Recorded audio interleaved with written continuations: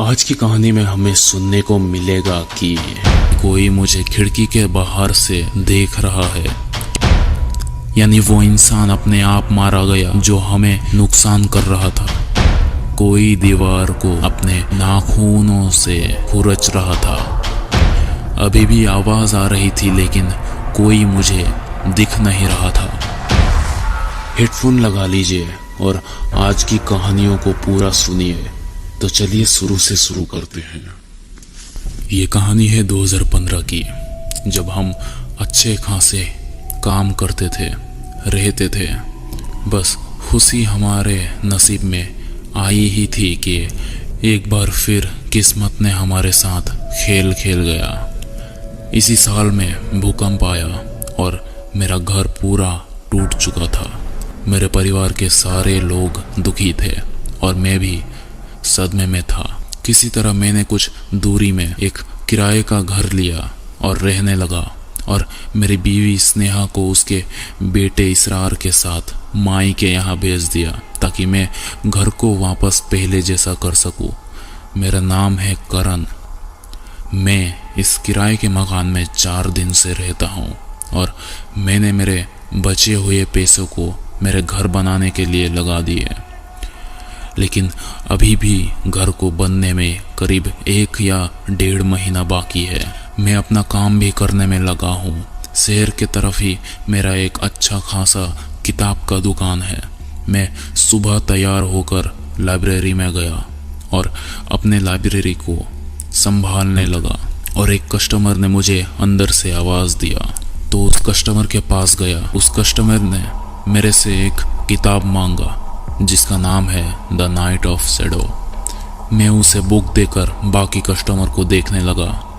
पैसे लिए, books cell करी। आज भी ठीक ठाक इनकम हो ही गया। ऐसा करते करते ही रात हुआ। मैं अपने घर वापस आया। अपना घर मतलब वो किराए वाला।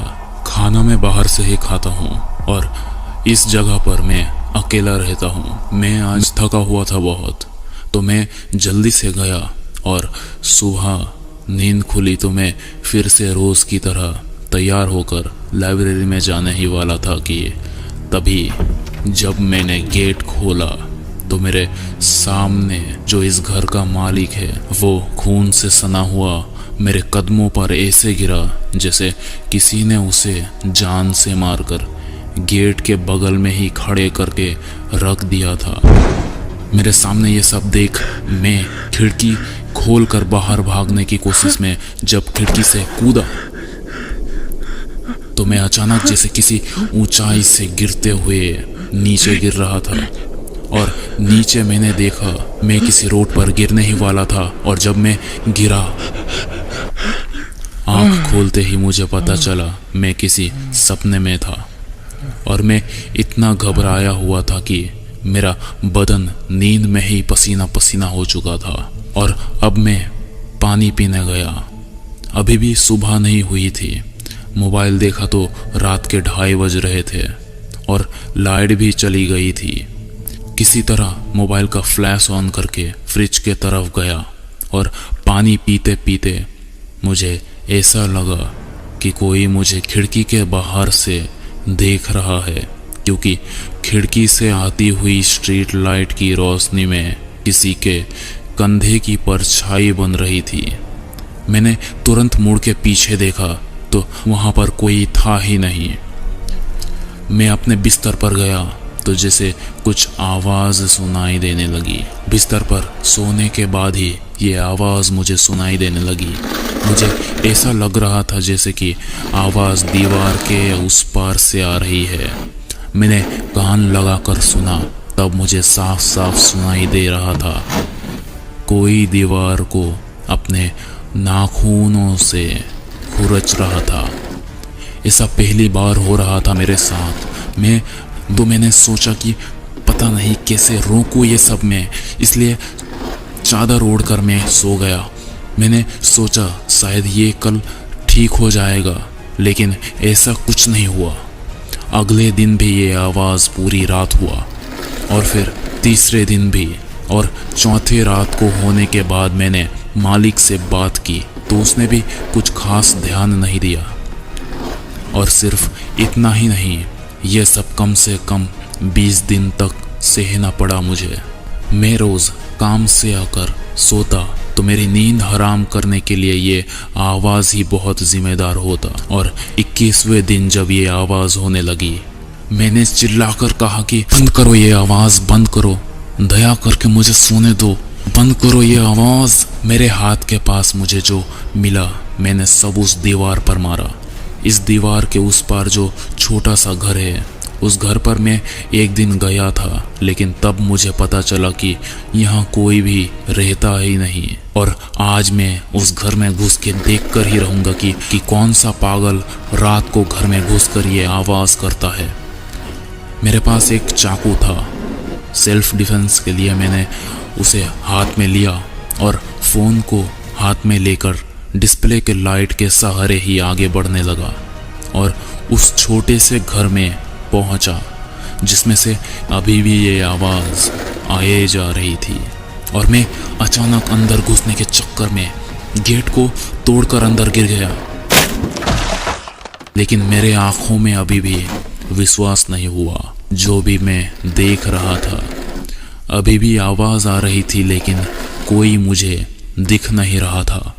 मैंने पूरा घर छान मारा, ये सोचकर कि दीवार में ही कुछ चालाकी करी होगी जिससे ये आवाज होती है, लेकिन ऐसा कुछ नहीं था। अगले दिन से मैंने एक दोस्त के घर सोने लग गया। मैंने उसे कहा कि एक ही हफ्ता रहना है, उसके बाद मेरा अपना घर रहने के लायक बन जाएगा। तो उसने हाँ कह दिया। मैंने सोचा था कि अब चैन मिलेगा, लेकिन मैं पूरी तरह गलत था। उस घर में भी कभी कभी खरोचने की आवाज आ रही थी, तो कभी कभी जैसे कुछ लोग आसपास आपस में फुसफुसाकर बातें कर रहे हो। आप लोग शायद विश्वास करोगे ही नहीं, वो बाकी के 4 दिन मैं नींद पूरी नहीं कर पाया और आखिर में मेरा अपना घर भी तैयार हो गया। अब मुझे यकीन था कि ये सब ठीक हो जाएगा। मैंने घर के बाकी लोगों को बुलाया, बीच बीच में भी उनसे मैं मिल लिया करता था और अब बारी है साथ में रहने की। लेकिन हद तो तब हो गई जब मेरे साथ कुछ अलग हुआ। रात को हम सब ने डिनर किया और बिस्तर पर जाने लगे। स्नेहा और इसरार सभी थे बिस्तर पर और मैं नींद में था। शायद कुछ घंटों बाद मेरा आंख अचानक खुला। ऊपर का फैन बंद था, सब कुछ अंधेरा था और एक भी आवाज नहीं थी आसपास। जैसे सारे के सारे जीव जंतु, इंसान या कुत्ते, किसी का भी आवाज नहीं था। और तब मेरे पैर को किसी ने हल्का सा खींचा। मैं बहुत घबरा कर उठने ही वाला था कि मैं हिल नहीं पा रहा था। मैं एक उंगली भी नहीं हिला पा रहा था।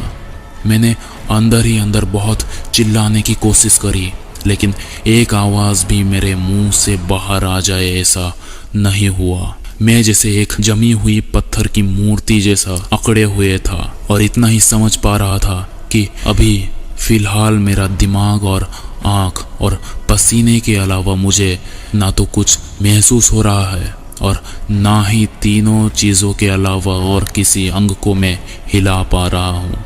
उतने में किसी ने मुझे दोबारा खींचा और बिस्तर के किनारे ले जाकर फर्श में फेंक दिया। कुछ समय बाद मुझे महसूस हुआ कि मेरी बीवी को भी बिस्तर के उस पार फेंका गया है और अभी बिस्तर पर सिर्फ मेरा बेटा इसरार ही सोया हुआ है। और तभी मेरा बेटा बिस्तर के ऊपर हवा में तैर रहा था। मेरे गिरते वक्त मेरा चेहरा पूरा ऊपर के तरफ था, इसलिए मैं मेरे बेटे को देख पा रहा था। इतने में मेरा बेटा ऊपर उठते उठते रुका और कुछ अजीब जैसा हो रहा था। इस कमरे का पूरा माहौल ही बदलने लगा था, जैसे कोई अनजान शक्ति ने कुछ कर दिया हो और अचानक सब कुछ बंद हो गया। मेरा बेटा बिस्तर पर गिरा 4 फीट ऊंचाई से। मैं और स्नेहा अचानक होश में आए और होश में आते ही जो मेरा ये एहसास था वो बहुत ही भयानक था। मेरा खुद का शरीर मुझे अजीब लग रहा था। शरीर थोड़ा ठंडा ठंडा महसूस हो रहा था। मैंने देखा मेरे बेटे इसरार के नाक से खून बह रहा था। तो मैं और स्नेहा रोते रोते रात के 12 बजे ही ऑटो लेकर हॉस्पिटल गया। हॉस्पिटल में मेरे बेटे को एडमिट करा के स्नेहा और मैं इस बात पर विचार करने लगे कि आखिर ये सब हो क्या रहा है। पिछले 1 महीने तक की बातें मैंने उसे बताया और स्नेहा ने तब मुझे घर में पूजा करवाने के लिए कहा। और अगले दिन जब मैं हॉस्पिटल से वापस आ रहा था तब मैंने देखा कि एक घर में बहुत लोगों की भीड़ लगी हुई थी। मैं स्नेहा को इसरार के साथ घर जाने को कहा और अंदर जाकर देखने लगा कि क्या हुआ है। तो मैंने कुछ लोगों से सुना कि किसी काले जादू के चक्कर में कोई मर गया। वो खुद कोई काला जादू सीख रहा था जिसमें वो खुद मारा गया। मैंने जब उस आदमी के मरने का समय पूछा तो मैं दंग रह गया, क्योंकि वो आदमी रात के 12 बजे मारा था। इससे याद आया कि हम बीते कल रात 12 बजे ही हॉस्पिटल में जा रहे थे और अब मैंने लाश का चेहरा देखना चाहा तो उन्होंने मना कर दिया, लेकिन तस्वीर दिखाया और मैं बड़ा ही शौक हो गया। ये सब देखकर मैं सदमे में ही घर वापस गया। मुझे हताश देखकर स्नेहा ने जानने की जिद की कि हुआ क्या है। मैंने उसे कहा एक आदमी था जिससे मेरे साथ एक दिन लड़ाई हो गई और बहुत दिन बाद वो मेरे लाइब्रेरी में आया और एक किताब खरीदी जिसका नाम था द नाइट ऑफ शैडो, काला जादू का किताब। और उससे ही बीते कल रात जब हम हॉस्पिटल में जा रहे थे वो आदमी उस किताब से ही ये काला जादू कर रहा था बीते रात में। और जब हम लोग होश में आए थे शायद तभी वो आदमी इस काला जादू के चक्कर में मरा हुआ था। शायद कुछ गलती से वो मरा होगा, यानी वो इंसान अपने आप मारा गया जो हमें नुकसान कर रहा था।